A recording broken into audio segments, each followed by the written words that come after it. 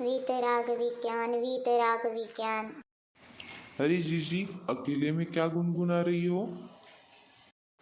पाठशाला में आज छह डाला के ऊपर सवाल जवाब याद करके आने बोले हैं, वही याद कर रही हूँ भाई। ठीक है, चलो मैं भी तुम्हारी मदद कर देता हूँ।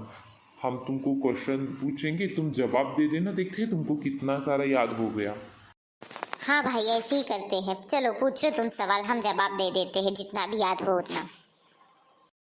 हाँ, तो पहला सवाल था, विनय मिथ्यात्व किसे कहते हैं? विनय मिथ्यात्व सुतत्व कुतत्व को समान मानकर अथवा मिथ्यादेव व उनके तत्व और वीतरागी भगवान द्वारा बताए गए धर्म को एक जैसा मानना ही विनय मिथ्यात्व कहते हैं।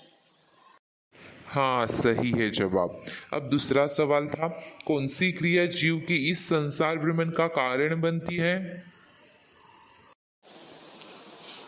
अनगिनत शुभाशुभ भावों के द्वारा बंधे हुए कर्मों के उदय से, उनमें राग द्वेष करने से यह जीव अपने स्वरूप से च्युत होकर पर भावों में लगा रहता है। यही संसार भ्रमण का कारण बनता है भाई। हाँ, सही जवाब है। अब तीसरा सवाल था, किस कारण से निसंदेह सम्यक उत्पन्न होता है? निसंदेह सम्यक्त्व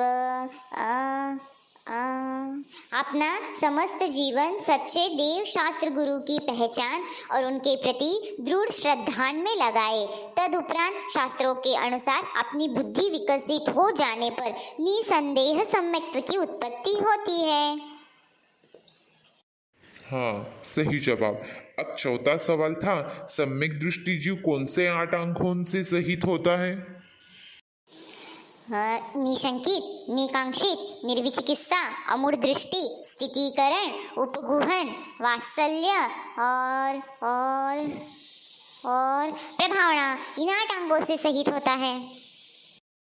अरे, मैंने तो सुना था कि हाथ पैर सिर ये तो मनुष्य के अंग होते हैं। यहाँ तो आज नया ही कुछ देखने मिला। हाँ भाई, ये सम्यक दृष्टि जीव के 8 अंग होते हैं, इनके बिना कोई सम्यक दृष्टि नहीं होता। ठीक है। अब पांचवा सवाल था, उत्कृष्ट निर्जरा किसकी होती है? जो मुनि साम्य रूप सुख में लीन होकर बार बार आत्मा का स्मरण करता है तथा इंद्रिय और कषायों को जीतता है, उसकी उत्कृष्ट निर्जरा होती है। एकदम सही। अब छठा सवाल था, 9 कषाय कौन से हैं? 9 कषाय, 9 कषाय, रुको बता रहे हैं हम, याद करने दो हमको। हाँ, हास्य, रति, अरति, शोक, भय, जुगुप्सा, स्त्रीवेद, पुरुषवेद, नपुंसकवेद। हाँ, सही जवाब है। अब सातवां सवाल था, सौभाग्य और दुर्भाग्य किसका फल है? अपने पूर्व में किए हुए अच्छे बुरे कर्मों का फल है। हाँ, अब आठवां सवाल है, भाव निर्जरा किसे कहते हैं?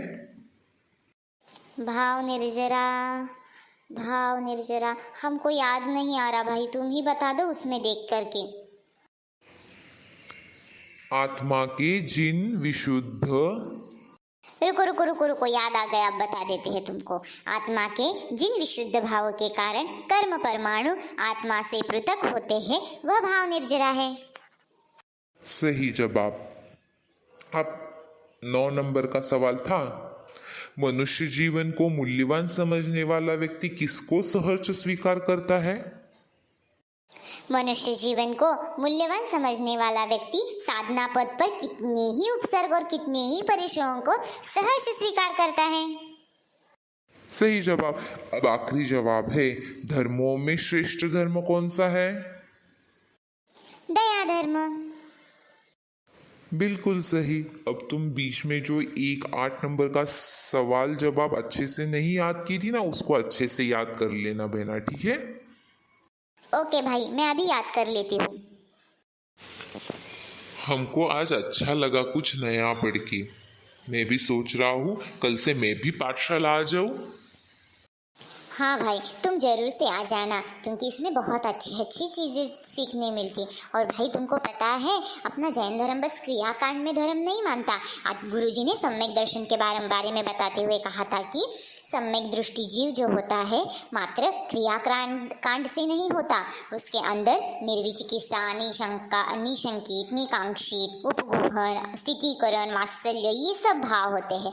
तुमको पता है सम्यक दृष्टि जीव हमारा धर्म वही सिखाता है कि कभी किसी की निंदा मत करना, कभी किसी की चुगली मत करना, और किसी दूसरों के दुर्गुणों को कभी दूसरों के सामने प्रकट मत करना, और अपने गुणों के ऊपर कभी अभिमान नहीं करना। देखो भाई, कितना अच्छा सिखाता है ना हम लोगों का धर्म भी। हाँ बहना, ये तो सही बात है, लेकिन आजकल ना सब लोग बस क्रियाकांड में ही धर्म मानते हैं। हमको इसीलिए ना अच्छा नहीं लगता। हाँ, मंदिर तो जाते हैं, लेकिन मंदिर से आने के बाद घर में आकर राग द्वेष करने बैठ जाते हैं। हाँ, मंदिर जाने का मतलब भी होता है मन को शांति पहुंचाना, और अगर मंदिर जाके हमारी मन की शांति ही नहीं हुई तो मंदिर जाने से क्या मतलब। हाँ भाई, ऐसे बहुत अच्छी चीजें गुरुजी हमको सिखाते हैं पाठशाला में। तुम भी आ जाना। चलो अब हम अपना बचा हुआ याद कर लेते हैं। तुम खेलने के लिए निकल जाओ, हम बाद में आ जाते हैं। ओके चलो, बाय, जय जिनेंद्र। आप सभी लोगों को भी सादा जय जिनेंद्र। आप भी अच्छे से साधना करते रहना और अपने धर्म को अंतरंग में उतारने का प्रयास करना, क्योंकि धर्म बहिरंग की वस्तु नहीं है। गुरु महाराज हमेशा कहते हैं ना, धर्म बहिरंग की वस्तु नहीं है, धर्म अंतरंग में सजाने की वस्तु है।